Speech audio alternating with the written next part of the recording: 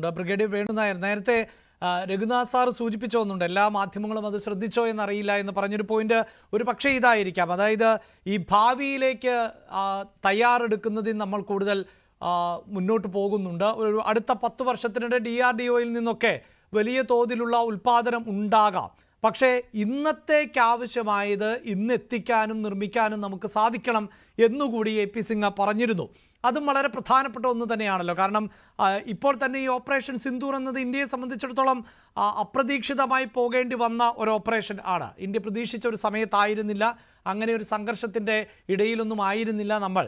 അപ്പോൾ ഈ കാലഘട്ടത്തിന് അനുസൃതമായ നമ്മുടെ സൈനിക ശേഷി സംവിധാനങ്ങൾ, അതിൽ തന്നെ നേരത്തെ ശ്രീ സേനാപതി വേണു പറഞ്ഞത് കാലഘട്ടം എന്നത് ഇപ്പോൾ ഏറ്റവും അനിവാര്യമാകുന്നത് വ്യോമസേനയെ കൂടുതൽ കരുത്താർജിപ്പിക്കുക എന്നതാണ്, പുതിയ യുദ്ധതന്ത്രങ്ങളുടെ യുദ്ധകാലഘട്ടത്തിലും എന്നുള്ളതാണ്.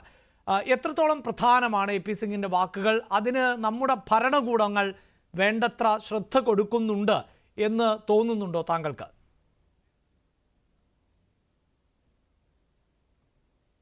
അഭിലാഷ് അടക്കം എല്ലാവർക്കും എൻ്റെ ജയ്ഹിന്ദ്. തുടക്കത്തിലെ ചർച്ചയിൽ ഇടപെടാൻ പറ്റിയില്ല, എങ്കിലും പ്രധാന വിഷയത്തിലേക്ക് വരാം. ആദ്യമായിട്ട് തന്നെ നമ്മുടെ ഡിഫൻസ് ആൻഡ് DRDOയുടെ കേപ്പബിലിറ്റിയും നമ്മുടെ ഇക്കണോമിക് പ്രോസസ്സും നമ്മുടെ ഫണ്ട് എത്രയുണ്ട്, ഇതെല്ലാം കൂടെ ഒരു മാച്ചിങ് ആയിട്ടാണ് നമ്മുടെ ഇപ്പോഴത്തെ സൈന്യത്തിൻ്റെ മിലിറ്ററിയുടെ സ്ഥിതി വരുന്നത്.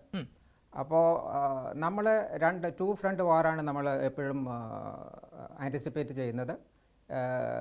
നോർത്ത് ഏരിയയിൽ ചൈനയും വളരെ സൂപ്പർ പവറാണ്, പിന്നെ പാകിസ്ഥാനും ടുവേർഡ്സ് ദ വെസ്റ്റ്.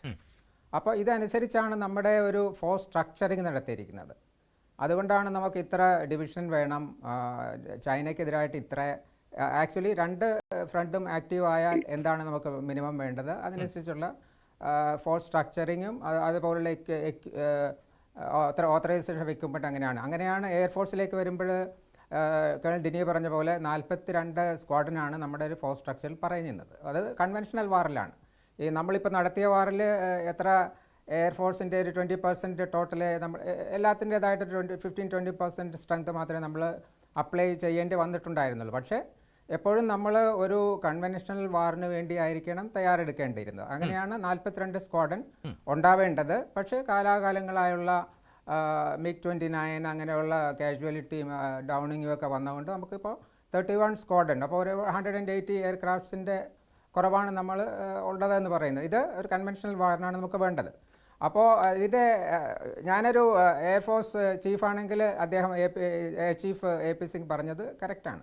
അദ്ദേഹത്തിൻ്റെ കാര്യം പറഞ്ഞു, വാട്ട് ഈസ് ദ ഡിസൈഡ് എന്താണ് അങ്ങനെ പറഞ്ഞു. അപ്പോൾ അതിനോടനുബന്ധിച്ച് നമ്മുടെ ഡിഫൻസ് ആൻഡ്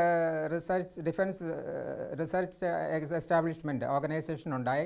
അതെന്താണ് ഉണ്ടായത്, നമുക്ക് ഇൻഹൗസ് എക്സ്പെർട്ടീസ് വേണം. ആ രീതിയിൽ നമ്മുടെ സ്വാതന്ത്ര്യം കിട്ടിയ ഉടനെ നമ്മുടെ പ്രൈവറ്റ് സെക്ടറൊന്നും നമുക്കുണ്ടായിരുന്നില്ല. ഇപ്പോൾ ഉണ്ട്. Actually if you look at USA, അവിടെ ഗവൺമെൻറ് അല്ല ഈ ആയുധങ്ങളും ഈ പറയുന്ന പോലെ നമ്മൾ എൻജിൻ ജി ആണ് നമുക്ക് വേണ്ടിയിട്ട് അവിടെ നിന്നാണ് എടുക്കുന്നത്. അവിടുത്തെ ഈ പറഞ്ഞ പോലെ ഈ 2 വൻ വിമാന കമ്പനികൾ അവരാണ് ഈ കൂടുതലും ഈ എയർക്രാഫ്റ്റ്സ് F-16 അതുപോലുള്ള കാര്യങ്ങളൊക്കെ ഉണ്ടാക്കുന്നത്. ഇപ്പോൾ ഫ്രാൻസിലാണെങ്കിൽ റഫാലെ പ്രൈവറ്റ് എൻ്റർപ്രൈസൊക്കെ കൂടിയാണ് അങ്ങനെ ഉണ്ടാകുന്നത്. അപ്പോൾ അവിടെ ഈ പ്രൈവറ്റ് സെക്ടർ ഈ ഡിഫൻസ് ഇൻഡസ്ട്രിയിലേക്ക് സെക്കൻഡ് വേൾഡ് വാർ തൊട്ട് അവരിങ്ങനെ ഉണ്ടാക്കിയിരിക്കുന്ന ലോകത്തിലെ ഒരു 40% ഡിഫൻസ് എക്യുപ്മെൻറ്റിൻ്റെ പ്രൊഡക്ഷൻ എക്സ്പോർട്ട് ചെയ്യുന്നത് USA ആണ്. അപ്പോൾ നമുക്കതിനുള്ളൊരു കെൽപ്പ് ഉണ്ടായിരുന്നില്ല. ഫോർ ഒരു എക്സാമ്പിൾ പറയുകയാണെങ്കിൽ നമ്മുടെ ഈ കഴിഞ്ഞ വർഷത്തെ ഡിഫൻസ് ബഡ്ജറ്റ് $86 ബില്യൺ ആയിരുന്നു. അത് നമ്മുടെ ഒരു 1.9% നമ്മുടെ DGP ആണ് വരുന്നത്. നമ്മുടെ ബാക്കി കാര്യങ്ങൾ സാമ്പത്തിക കാര്യങ്ങളൊക്കെ നോക്കുമ്പോൾ അത് കൂടുതൽ ഇതിന് അലോട്ട് ചെയ്യുന്ന കാര്യം ബുദ്ധിമുട്ടാണ്. അതിൽ അത് 6.81 lakh crores ആണ് നമ്മുടെ ഇത്. അതിൽ ക്യാപിറ്റൽ എക്സ്പെൻഡിച്ചർ എന്ന് വെച്ചാൽ ഈ ബജറ്റിൽ ഒരു നല്ല ശതമാനം ശമ്പളം, പേ ആൻഡ് അലവൻസസ് അങ്ങനെയുള്ള കാര്യങ്ങൾക്ക് പോകും. പിന്നെ റിപ്പയേഴ്സ് അതുപോലുള്ള കാര്യങ്ങൾക്ക് പോകും.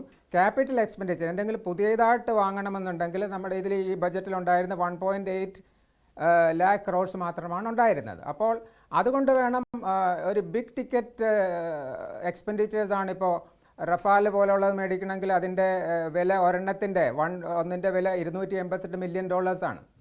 ഒരു തേജസ് ആണെങ്കിൽ $43 മില്യൺ വേണ്ടി വരും. നമ്മുടെ ഒരു 200-ൻ്റെ ഒരു നമ്മൾ ഇപ്പോൾ ചെയ്യുന്നുണ്ട്.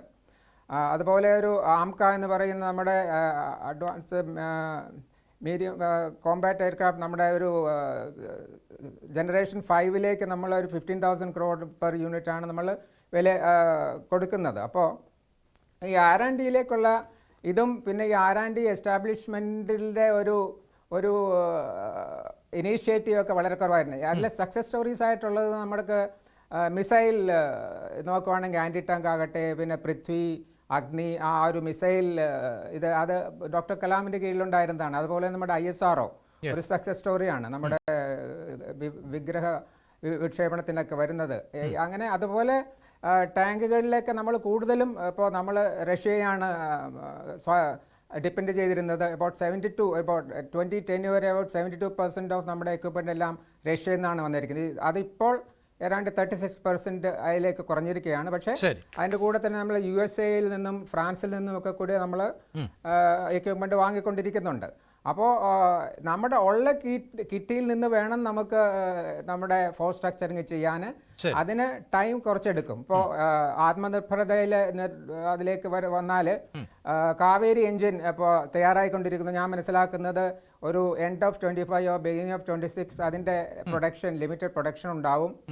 അത് നമുക്ക് പണ്ടും ഈ ഇപ്പോൾ രഘുനാഥ് നാഥ് പറഞ്ഞ പോലെ എൻ്റെ ഓർമ്മയുള്ള 65 നാറ്റ് എന്നും പറഞ്ഞ ഒരു സിംഗിൾ എഞ്ചിൻ എയർക്രാഫ്റ്റ് ഉണ്ടായിരുന്നു. It was a star. 65-ൽ സാബർ ജെറ്റിനെ താഴത്തിറക്കിയിട്ടുള്ള നാറ്റായിരുന്നു അന്നുണ്ടായിരുന്നത്. പക്ഷേ 65 കഴിഞ്ഞിട്ട് അതിനെ പ്രോഗ്രസ് ചെയ്യാത്തതാണോ എന്ന് നമുക്കറിയില്ല. അപ്പോൾ ഉള്ള കിറ്റിയിൽ നിന്ന് വേണം നമുക്ക് ഇതെടുത്ത് നമ്മുടെ ഫോഴ്സ് സ്ട്രക്ചറിങ് ശരിയാക്കാൻ എന്നുള്ളതാണ് എൻ്റെ ഓപ്പണിംഗിൽ പറയാനുള്ളത്. അങ്ങനെ പറയുമ്പോഴും ശ്രീ സേനാപതി വേണു ഇവിടെ